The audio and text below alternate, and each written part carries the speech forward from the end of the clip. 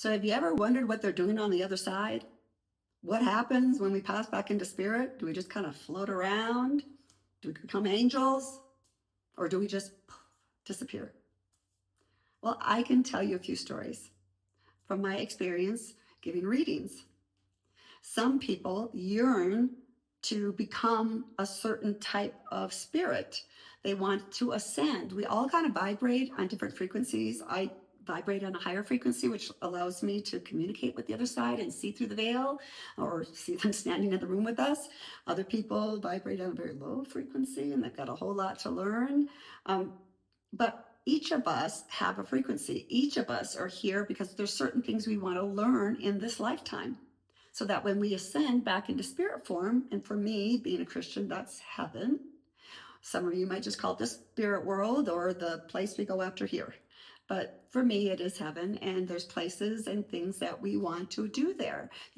After all, our soul is made of energy. So when we go back into spirit form, we are of energy and we can manifest anything we want. So we come to Earth to get an education.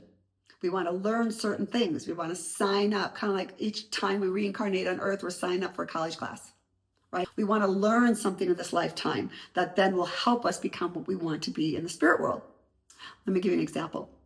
I was giving a gal a reading, and the reading was over, and I don't even know why I said this, but I said, hey, you want to know what your mom's doing in heaven? And she goes, yeah, I do. I said, yeah, me too.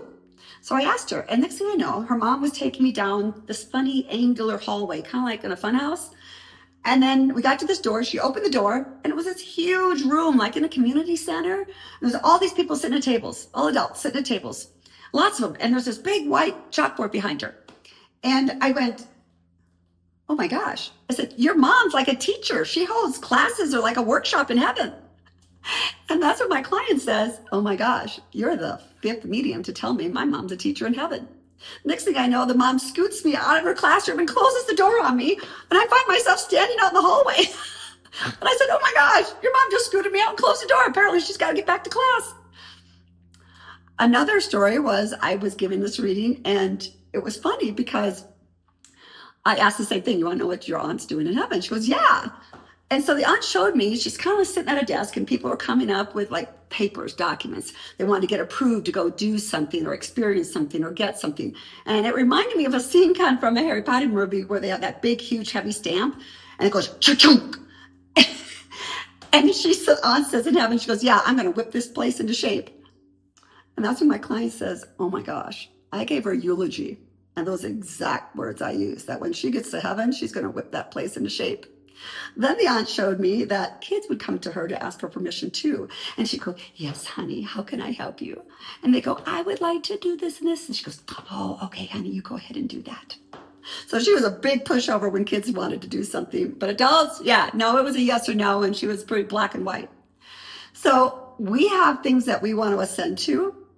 And this life, you're supposed to learn as much as you can. This isn't supposed to be an easy trip. This isn't supposed to be a skate through the park. You're supposed to learn things, and we learn things by experiencing things, and not all those things are easy to get through, right? It's like a college course, like calculus.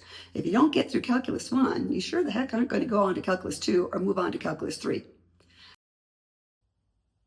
So as you can see, there's lots of different roles people have. I've met people, and their job is taking care of animals that have transitioned over, and their loved ones haven't gotten there yet. So they stay with their loved ones in heaven and help them and spend time with them until their mom and dad get there. So lots of people do lots of different things. Most people, though, work on their next life plan and plan to come and reincarnate again. But I've learned most do not do that until everybody they've known in this lifetime has also passed into spirit so that they can be there to greet them. Remember, there is no time in heaven. We have time here that keeps us moving through life. But in the spirit world, there is no time. So they can wait as long as they need to till the rest of their family members get here and their friends. And then they will reincarnate again and sign up for another college course.